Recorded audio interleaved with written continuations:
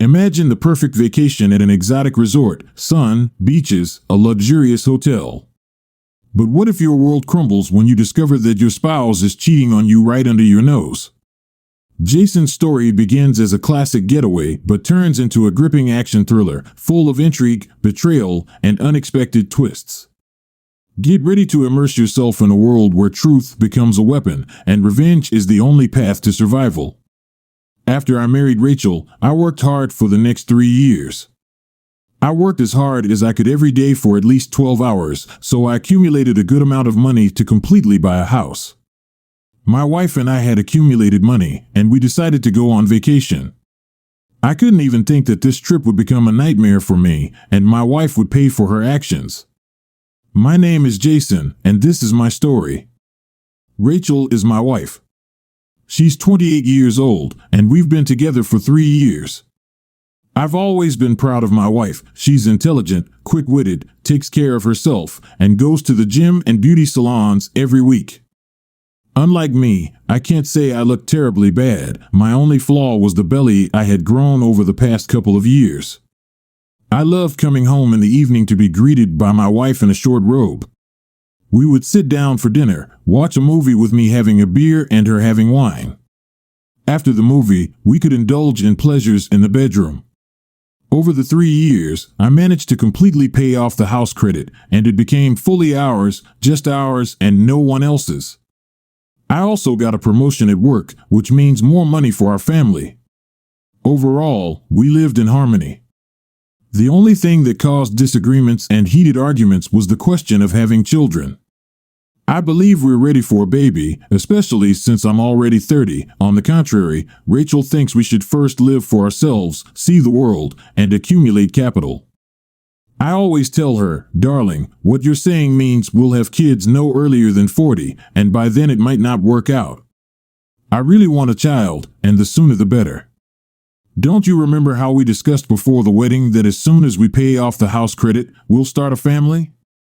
It's been 2 years since we paid off the credit, and still no child. Rachel replies, Dear, I understand, but let's wait a little longer.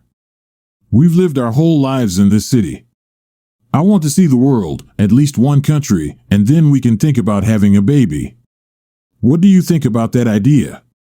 So you're suggesting that we go on a trip, and after that, we can immediately have a baby? I ask. Yes, she says, good idea, dear. We really need to go somewhere and relax, I conclude. Rachel didn't work anywhere because I prohibited her. I saw no point in her working since my salary covered our living expenses, and we saved 5% of it every month.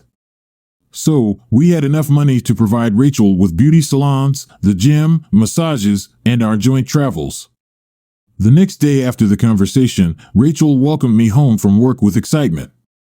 She was jumping around the house shouting, Hooray, hooray, hooray. I've chosen where we can go for a vacation. Look. She handed me the phone, and I started scrolling through the photos. It was a 5-star resort on the Seychelles Islands. I fell in love with the place instantly, and I already wanted to be there. After that, we spent the whole evening making a list of what we needed, bought plane tickets, and were set to fly exactly 1 week later, spending 14 days on vacation. I arranged with work to take leave and started wrapping up all my tasks. Rachel eagerly anticipated the trip, as did I. The week felt incredibly long, but finally, the day arrived, and we were exiting the plane, breathing in the fresh air. We booked a luxurious room with a kitchenette with a total area of 102 square meters. It had a panoramic view of the Indian Ocean, and it was truly magical. I dedicated my entire life to education and then work, wanting to create a complete family. But I'm ecstatic that Rachel pushed me for this trip because we found ourselves in a completely different world where I forgot about my daily responsibilities, and the main task was simply to enjoy the moment. That same day, we decided to head straight to the sandy beach, sunbathe, and swim in the ocean. Rachel wore her new bikini, covering only the intimate areas. She looked stunning, her delicate skin was flawless, and her body was very alluring. At that moment, I wanted to make love to her everywhere, in the hotel, in the restroom, on the beach. I wanted this woman wherever possible. We started at the bar around 6 o'clock in the evening, grabbed alcoholic cocktails, and headed to the beach. It wasn't the surfing season, so the ocean was crystal calm and clear. We lay on the sunbeds and started sunbathing. I felt a bit awkward at some point compared to my wife. I looked terrible with extra weight and not a gram of muscle, but it's understandable. I devote all my time to work so that my lovely wife can relax and not deny herself anything. We spent an hour on the beach and went for dinner. There was a large buffet, and we could try whatever we wanted. I loaded up on food while Rachel took a salad and a fruit plate. As we sat down, a young couple approached us, wanting to introduce themselves, and we invited them to join our table. Kevin and Tiffany weren't married. They were both 22 and looked great. Kevin looked more muscular than me. You could tell he dedicated a lot of time to himself. Tiffany was also well-groomed and beautiful, but I wasn't interested. During the conversation, we found out that they were on the same plane as us, but they were flying business class. Kevin worked for a large IT company, and Tiffany didn't work, just like Rachel. They'd been together for 5 months and had already visited 3 different countries. As they shared all this, I was nearly choked. I was shocked that a young guy without an education could afford such resorts so frequently. I felt envy. Towards the end of the conversation, Kevin and Rachel were talking while Tiffany and I stayed silent. They touched on various topics, and I was bothered by this overly friendly atmosphere, so I decided to put an end to it, especially since everyone had already eaten. I stood up and said, "Thanks, guys, it was nice spending time with you, but Rachel and I need to go now." Kevin said, "Too bad, but maybe we can meet tomorrow morning and spend the day together. It's better in good company." Before I could say anything, Rachel added, "That's a great idea." "We're in, Jason." "Great, then have a good night and see you tomorrow," Kevin said. "See you tomorrow," I said through clenched teeth. I didn't like this at all. Why did my wife make this decision? This is our vacation for the 2 of us. New acquaintances are cool, but not so intrusive. It upset me, but I didn't say anything to Rachel about it. I think she'll forget about it the next morning, and we'll peacefully spend the day together. We had a wonderful evening with Rachel. We blushed a bit from the sun, but it didn't stop us from getting intimate. I slept like a baby, and upon waking up in the morning, I heard voices in the living room. Stepping out in just my underwear, I saw Rachel and Kevin with Tiffany. Before I could say anything, Kevin cheerfully greeted me. "Jason, buddy, good morning. Why are you sleeping so long? We have a packed day ahead, starting with morning spa treatments, then sauna and hammam. After lunch, we'll go on a tour, and in the evening, we'll swim in the Indian Ocean and head to a disco where there's a concert tonight. So, get ready, we're all set." I didn't quite understand, and I just said hello. "I'll get ready in a moment." I returned to the room, started getting dressed, and then it hit me. Why is this strange couple in our room? It was our plan for the day with Rachel. Why should we be with someone else? Do we lack each other's company? I realized I needed to talk to Rachel, and I would do it at the first opportunity. I got ready in 10 minutes, and we left the room. Walking down the corridor, Tiffany said she forgot something in the room and needed to quickly go back. Kevin interrupted her, saying he would go himself, and off he went. Rachel mentioned she needed the restroom, and Kevin offered her to use it in their room. Before I could comprehend anything, the 2 of them vanished, leaving Tiffany and me in the corridor. Seizing the moment, I decided to ask her, "Tiffany, is your boyfriend always like this?" She asked, "Like what?"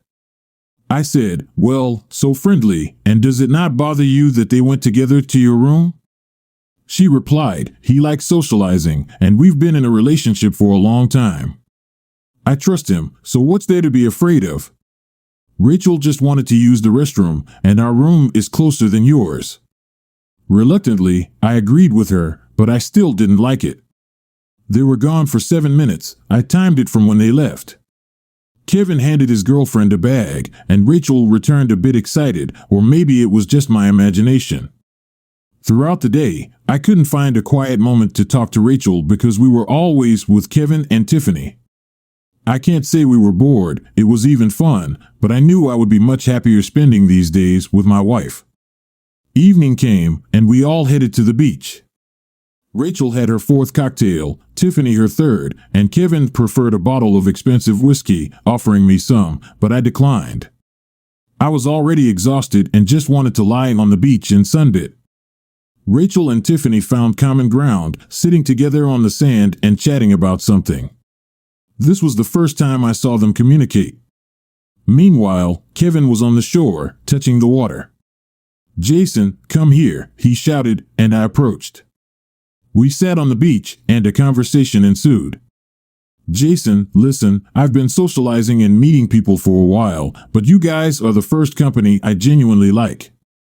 I really enjoy spending time with you, and Tiffany does too. You're cool guys. I just want to say, if you ever need any help, feel free to ask me," Kevin told me. "Thanks, Kevin. I'll keep that in mind," was all I replied. At that moment, all I wanted was to take him and throw him on the sand and do what was forbidden. This brat was ruining my vacation and even offering me his help if needed. I felt hypocrisy from him. I understood that Kevin was only interested in my wife. Throughout the day, I noticed everything. He even touched her buttock a couple of times, and I could understand that because Tiffany didn't look as slim, elegant, and desirable, whereas I always felt a sexual aura from my wife. I didn't say anything to his face. I was captivated by the thrill of how far this could go.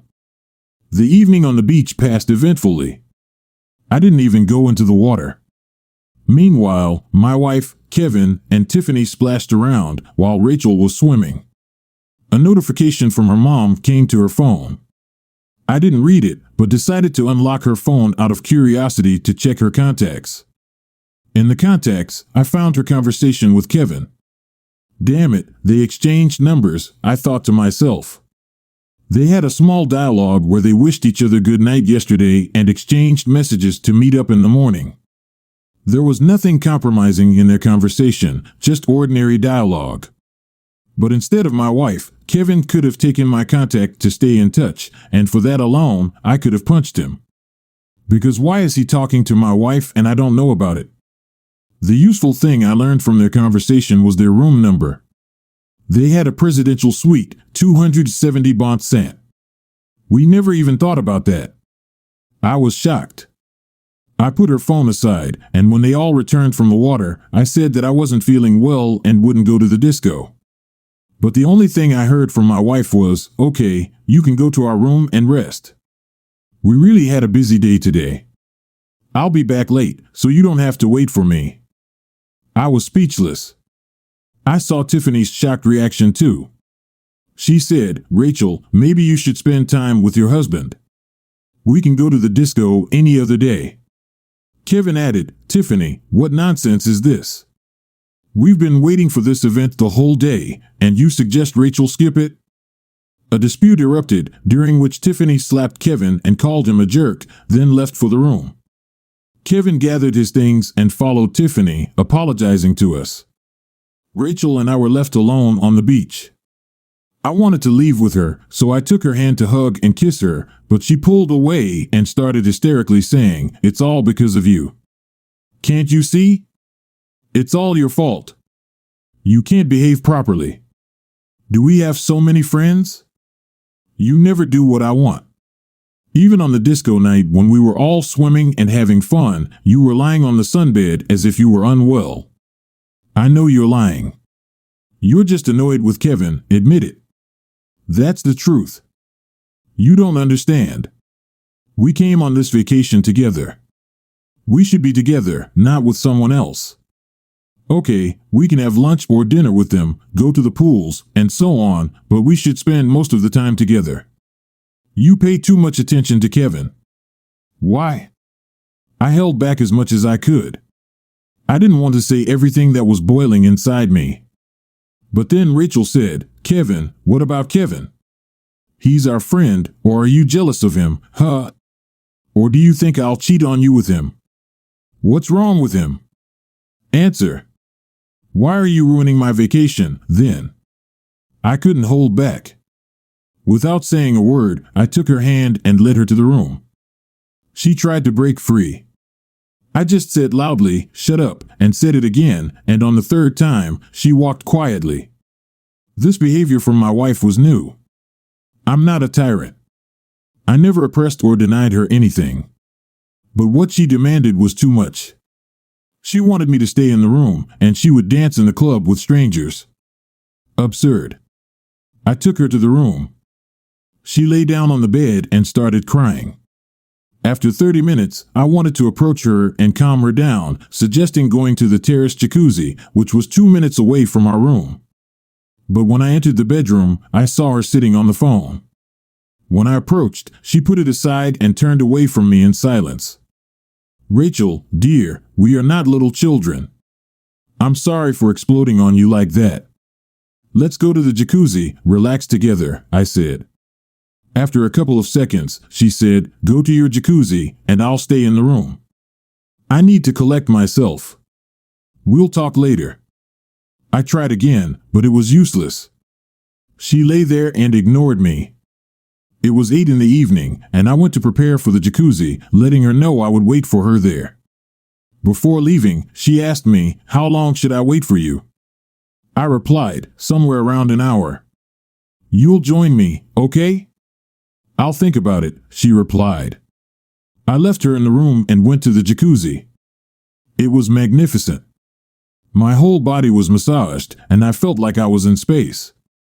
It was already dark, and I lay there, enjoying the clean air and the starry sky.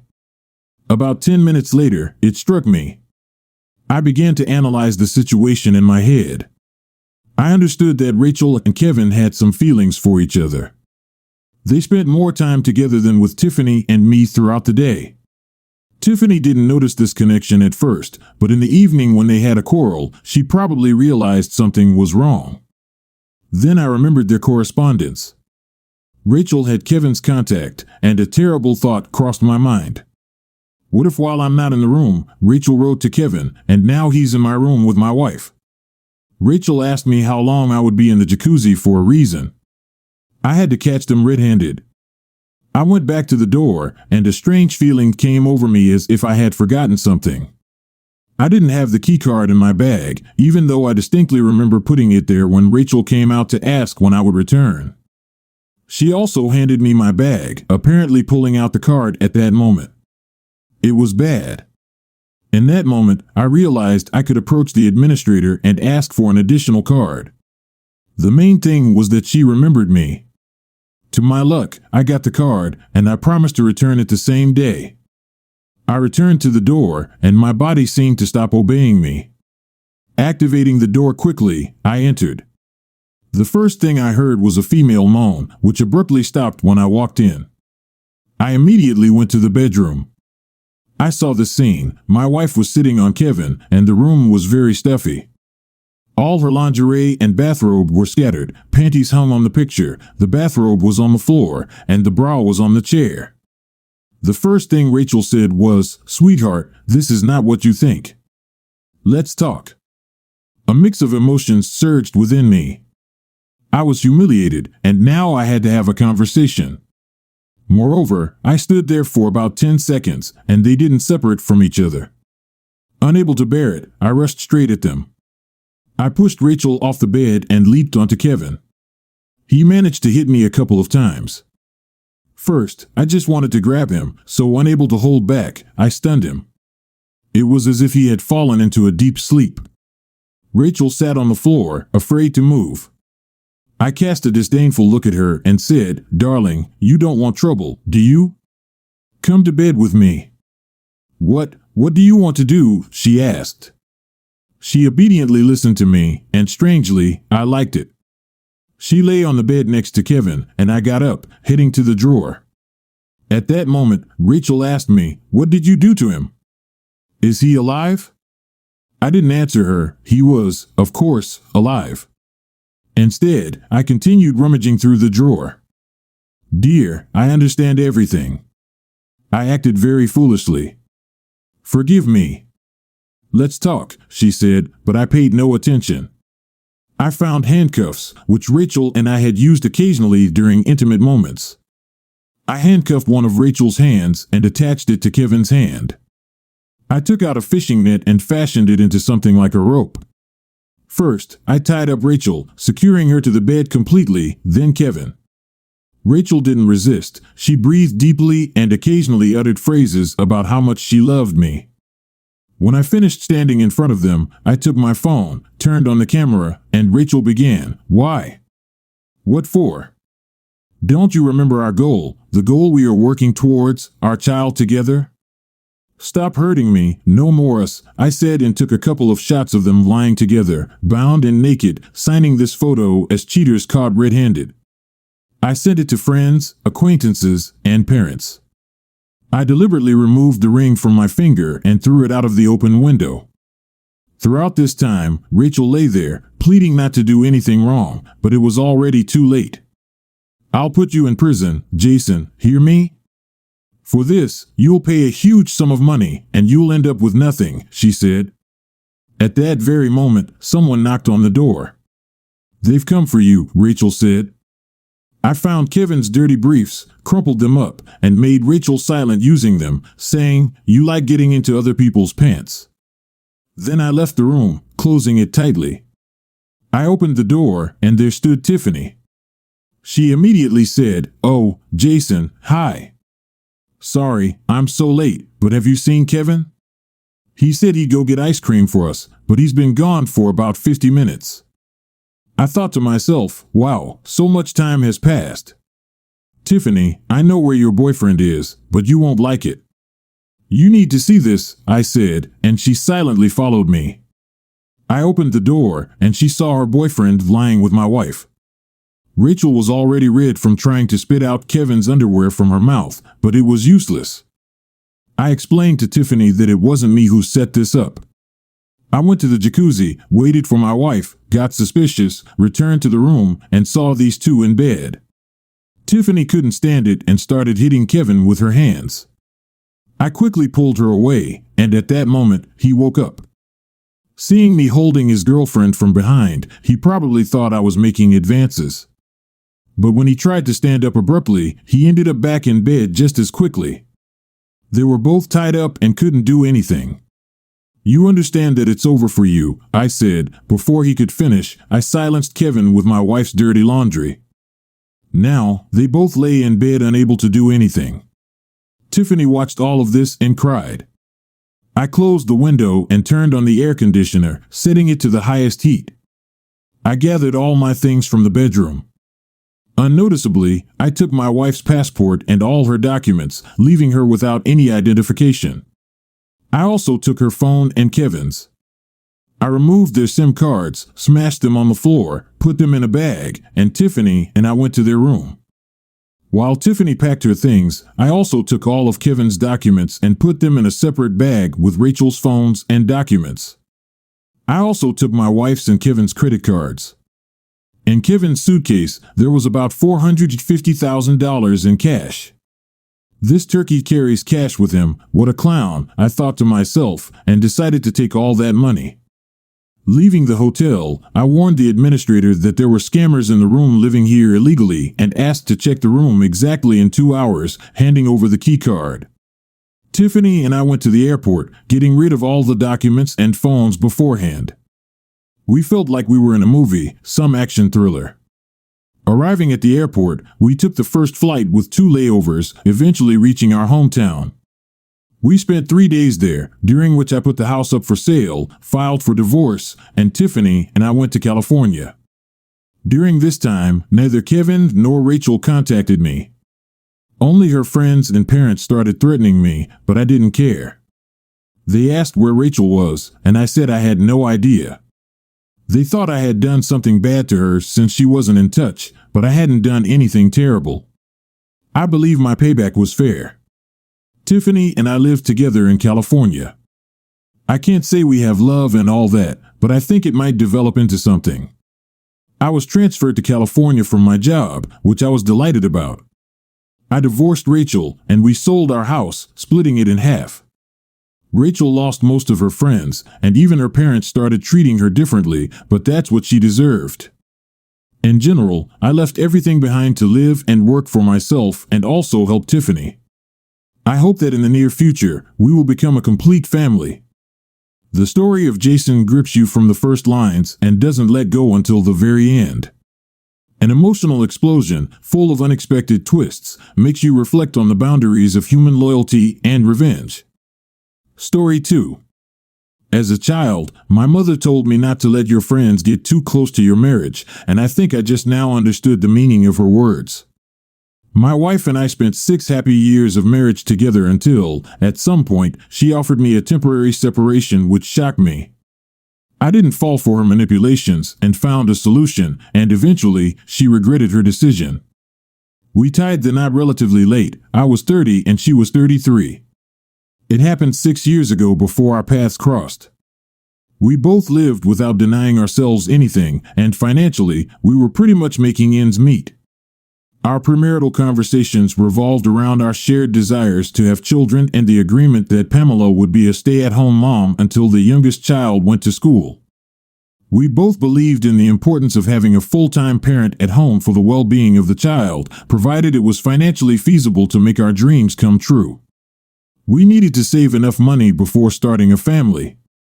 This meant that Pamela and I both worked full-time, with me taking on as much overtime as possible. I'm used to working double shifts on Fridays, working late on Saturdays, and 12 more hours when I could. The hard work has paid off, and now we own our house completely, and our bank account is steadily growing. Recent conversations had led me to believe that children were on the horizon sooner rather than later. So when she dropped a bombshell during our Thursday night conversation, it caught me off guard. "Mark, I want to discuss a trial separation." My brain froze, and all I could muster was a bewildered, "What?" Anyone who has been through a breakup knows the feeling. The one being dumped is unprepared and confused. That was me in that moment. Pamela's next statement didn't make it any clearer. "I just think we need a little break from each other.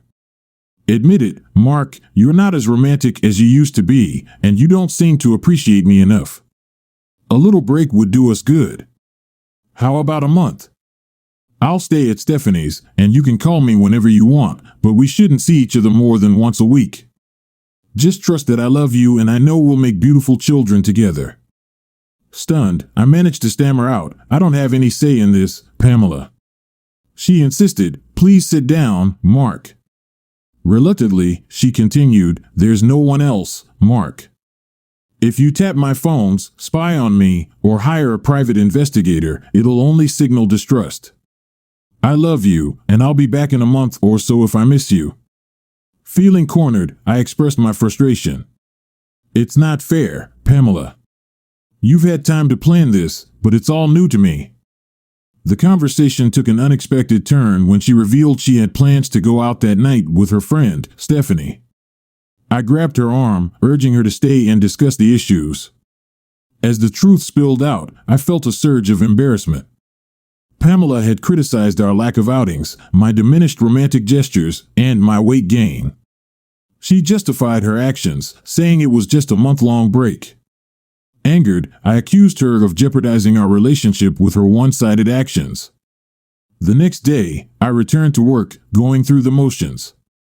Pamela's absence left a void, and I struggled with resentment as she enjoyed her social life. A missed call from her that night, thanking me for giving her space, only fueled my frustration. The realization hit me that while I worked tirelessly to secure our financial future, she was taking advantage of a break. On Monday, I confronted my boss, addressing the practicality of my supervisor position, a decision that reflected my recent reflections. I expressed my regret to him, conveying that I couldn't commit to working overtime for a while. Regrettably, I failed to reach out to Pamela until Wednesday when she finally called. A tinge of guilt lingered as I cold-called her, prompting me to visit Stephanie's house after dinner on Thursday, armed with a bouquet of flowers and a box of chocolates as a peace offering. I found Stephanie, Pamela's best friend, who had been divorced for just over a year. The details of Stephanie's divorce remained a mystery, though speculation suggested infidelity. Pamela was in the shower upon my arrival, and as I waited on the couch, Stephanie sat uncomfortably close. A subtle shuffle away didn't deter her, and relief washed over me when Pamela finally appeared. I handed her the flowers and chocolates, but our conversation felt strained, a far cry from our usual ease. After some small talk, Pamela asked, "Did you want something, Mark?"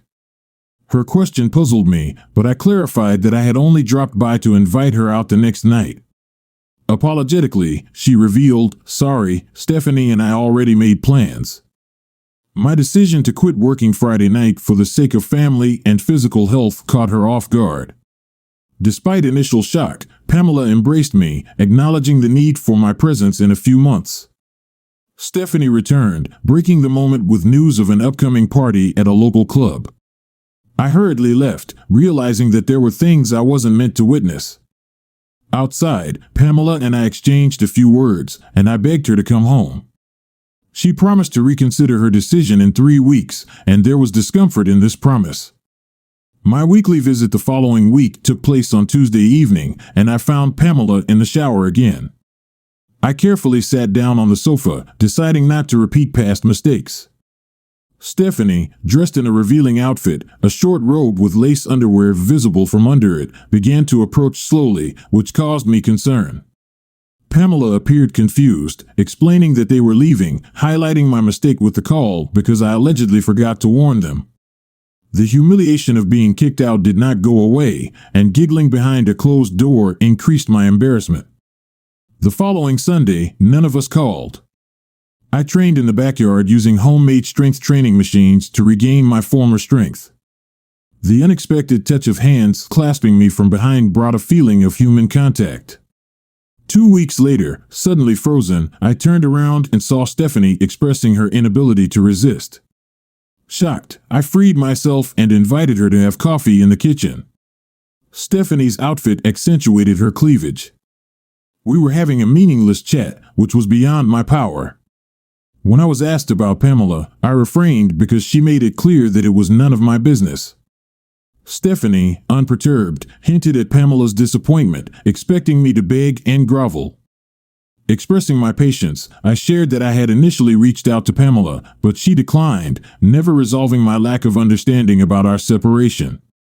It led me to sit and wait for either reconciliation or the end of our marriage. I expected Stephanie to be alarmed, but she merely smiled, suggesting it might be a test.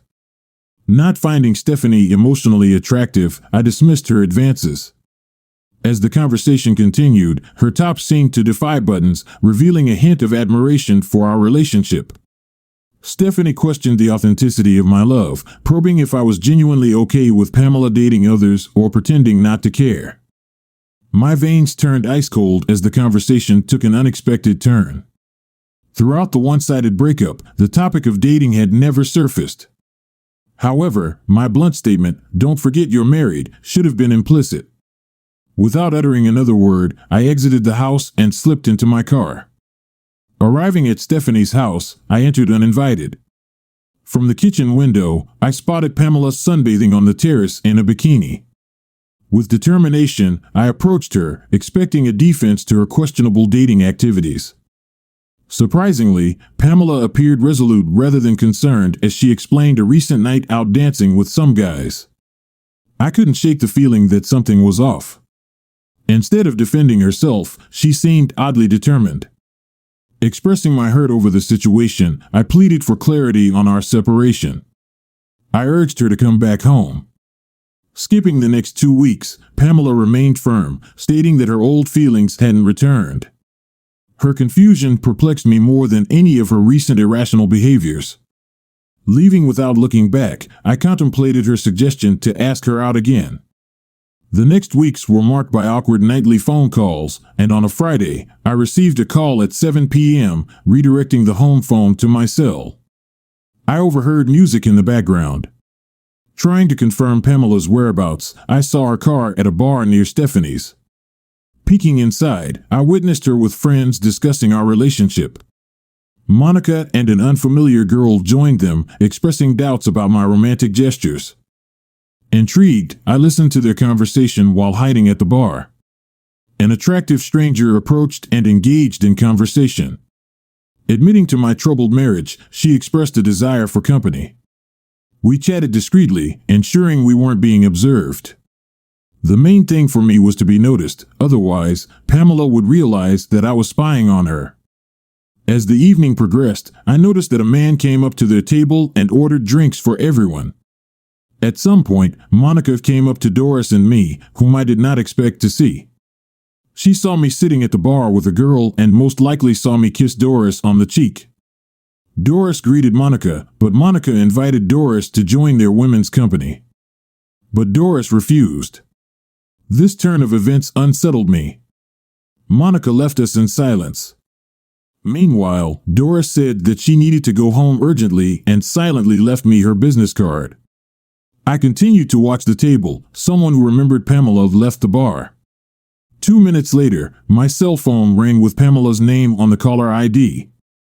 Congratulating me on Easter, she questioned the background music, suggesting that we were having a party at home. No, Pamela, I'm at the bar, I replied. I spent the evening conversing with a captivating girl. What? Mark, who said you could do that? Are you implying I'm the only one free tonight? Pamela retorted. As long as we're married, I expect you to behave accordingly. It was amusing to see her confused look. Why don't we cut the crap and go back to the way things were before? Come home, I'll meet you there, I suggested. After a pause, she declined, stating she wasn't ready. Okay, then come over for the night, I proposed. However, she firmly refused, promising to call later. I found myself pondering the implications of the evening without a clear understanding, feeling like the situation was spiraling out of control. On Saturday afternoon, Stephanie came in again. Curious, I asked her about her friend's intentions, but she denied any ulterior motives. When she tried to kiss me, I held her at arm's length, questioning her actions. What the hell are you playing at, Stephanie? I'm married to your best friend, for God's sake. I exclaimed. That's for now, Mark. I just wanted to see if I had a chance after Pamela left you, she confessed, sounding contrived but reinforcing my suspicions about her motives. If Pamela leaves me? I asked incredulously. Stephanie confirmed her hopes for a future with me, and feeling uncomfortable, I escorted her out, making it clear that her behavior was inappropriate. Our parting words revolved around Pamela and me going out again that night. I called Doris, who was happy to hear from me but couldn't make it that night. She suggested Tuesday and emphasized that she just wanted to be friends, acknowledging the complexities of her own situation. Monday morning marked the start of a new relationship pattern with Pamela. She began calling me at 6 a.m. every weekday, at 6 p.m. when I got home from work, and again before bed. Despite my pleas for her to return, she remained distant. On Tuesday, Doris and I met at her apartment. She looked stunning, and as we sat in the restaurant, I broached the topic of her complicated personal life. Doris revealed that her 3-year-old daughter, Gloria, was the source of her turmoil. Gloria's father had decided that family life was too serious, leaving Doris to navigate the challenges alone. Attempting to distract her from my own personal problems, I changed the subject, recalling our conversation at the bar. Doris inquired about the awful conversations at my table. I shared the story of Pamela, a woman temporarily separated from her husband, determined to reconcile despite his efforts. Despite his consistent gestures of love and attention, Pamela wanted more, leading to a perplexing situation. On Sundays, I used to make her breakfast and even surprised her with a cruise last year. I wished my ex had done the same for me. My friend Monica never experienced anything like that. Some girls don't realize how fortunate they are. Trust me, it gets even more absurd. She tried to make her husband jealous by returning late from girls' nights out wearing men's cologne and even staging receiving provocative panties as a gift. Nothing worked, so they concocted a trial divorce, hoping he'd fight for her. When he didn't, they escalated, but he remained indifferent. Monica asked her how much effort she put into the marriage, making Pamela realize its one-sided nature. Yet, she continued the nonsense. Now they're stuck because a proud person doesn't play by their rules. Pamela could salvage the relationship by being honest, but her friend Stephanie might be manipulating the situation. Stephanie gave Pamela some vague looks, possibly trying to drive a wedge between them and steal the husband for herself. If I were him, I'd end the relationship and find someone who appreciates me. At that point, our food arrived, and we shifted to more neutral topics. I felt surprisingly comfortable with Doris. When the waitress cleared our empty glasses, my conscience got the better of me. You know, Doris, everything you've said gives me the impression that you're a very decent person with healthy values. Thank you, kind sir, she replied without hesitation. I pride myself on being a good judge of character, and I'm willing to bet money that you are a very good man. I couldn't believe how comfortable I felt. However, as she continued, I knew I couldn't continue the charade. I reached across the table and grabbed her arms, probably to stop her from running away. Taking a deep breath, I confessed, "Please forgive me, Doris, but I was a bit of a liar. I'm really confused at the moment and would do anything to alleviate it. I respect you, so I'll tell the whole truth. My name is Mark, and I've been married to a girl named Pamela for 6 years. 4 weeks ago, she announced that she wanted a trial divorce despite my objections. A new friend advised me to end it because of the extreme disrespect she's shown me. I was already thinking along the same lines. I treated her like a queen, but only now did I realize how little she gave in return. Yes, you used me a little, but I can see why. Is that why you talked to me on Friday night? You were looking for a spy. Hey, you were talking to me, remember? Can I count on your friendship until this case is resolved one way or another? Sure, Mark, but friendship is all I can offer. I want nothing to do with breaking up your marriage. Thank you, your friendship is all I need right now. Thanks for understanding. I do, Mark. A big part of me thinks I would feel like a complete wimp taking her back after she goes on dates with other men. Talking to Doris made me realize how unbalanced my marriage was. I'm a little embarrassed to admit it, but we both silently agreed to move our conversation to more neutral topics. The evening went on pleasantly until Doris said she needed to go home. I suggested that she take some time to think about it and contact me. I mentioned that I would understand even if she decides not to do it. The following day, while heading to the grocery store, I was unexpectedly approached by Pamela and her friends at a nearby coffee shop. To my dismay, Monica inadvertently revealed my presence, and later that evening, Pamela called expressing her dissatisfaction with my supposed spying. Despite my warning against spying, Pamela accused me of distrust and disrespect. She insisted that the trial separation wasn't working as expected and proposed extending it for another month or 2. I remained silent, contemplating her motives. Pamela then suggested going out with other guys to rediscover her feelings for me. Expecting me to react strongly, I chose to stay silent, unsure of how to respond. Pamela continued proposing that dating others might help her appreciate our marriage. Frustrated, I cautioned her against inappropriate behavior during these encounters, deepening clear boundaries. Although unsure if our marriage could be salvaged, I expressed my willingness to try. I implored her to return to where she belonged, and this time the silence was on her end. Pamela defied my attempt to dictate terms, claiming her freedom to seek romance and companionship. Bewildered, I pointed out the irony of her yearning for romance while running away from it. Reflecting on our relationship, I realized I had invested more effort than she had. The conversation ended abruptly with the buzzer signaling the potential end of our marriage. Later, Doris called forgiving me and inquiring about the latest developments. I shared the details of my conversations with Pamela and my analysis of her motives. Doris asked about my plans, questioning if I would passively wait for Pamela to mishandle our marriage. I declined the suggestion to spy, but agreed to find out where they were and consider an outing with Doris.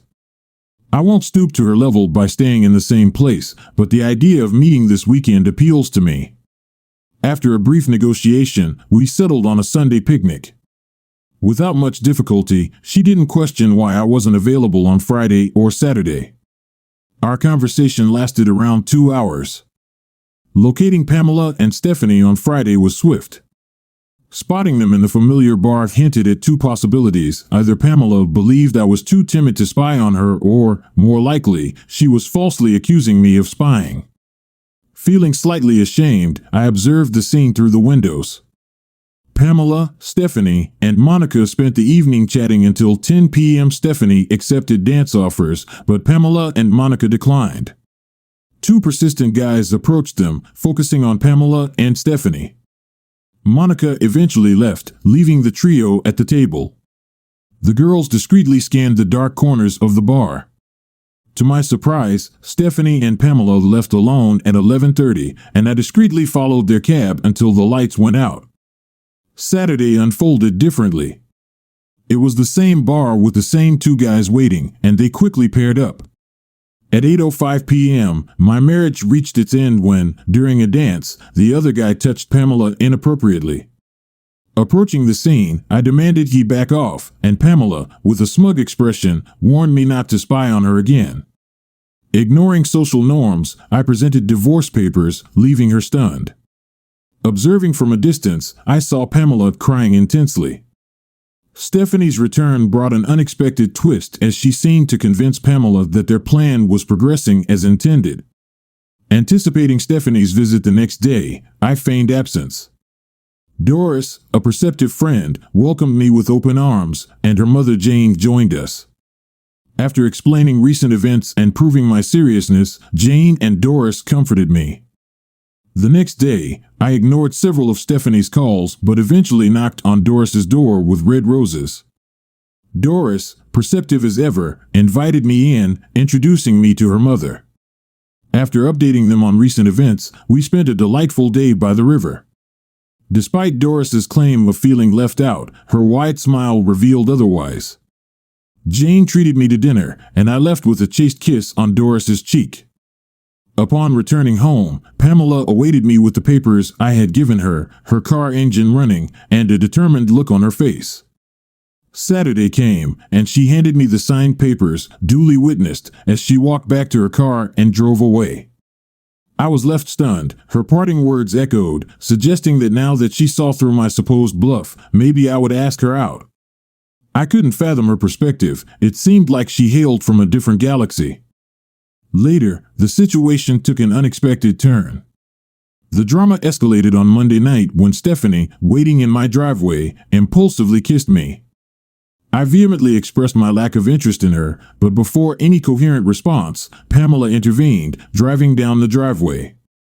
A confrontation ensued, with Pamela delivering a blow to Stephanie's head. The police were called, and both Pamela and I ended up in handcuffs, while Stephanie received medical attention. Despite Pamela's outburst during police questioning, I was released with an apology. On Monday, I reached out to Doris, who invited me for dinner again, and her daughter Gloria requested a bedtime story. My arrival home was delayed due to discussing Stephanie's manipulations with her parents. I urged them to dissuade Stephanie from pressing assault charges against Pamela. When I returned, Pamela's car was in the garage, but the master bedroom revealed empty suitcases on the bed. Canceling dinner with Doris, we speculated on Pamela's tactics. To our surprise, Pamela confidently entered, claiming to forgive me and suggesting we move past the recent events. I questioned her about my supposed silliness and actions requiring forgiveness, leading to the revelation that she thought my divorce threat was a bluff. The revelation shattered Pamela's illusions, and she acknowledged the reality of our divorce. Emotionally drained, I explained the imbalance of effort in our marriage, highlighting the disrespect and disloyalty I had endured. To my astonishment, Pamela seemed to believe that Stephanie was the primary cause of our issues. However, I clarified that I had met someone else, a friend who helped me through the difficult times. After she left with a clear conscience, I walked away into a new life. Your actions and decisions, especially in your relationship with Pamela, demonstrate your ability for self-reflection and a desire to understand your own feelings and desires. It seems that you are standing on the threshold of a new life, freeing yourself from the burden of the past and preparing for new opportunities and relationships. It's important to remember that honesty, openness, and respect for yourself and others will be key components of your future happiness and well-being.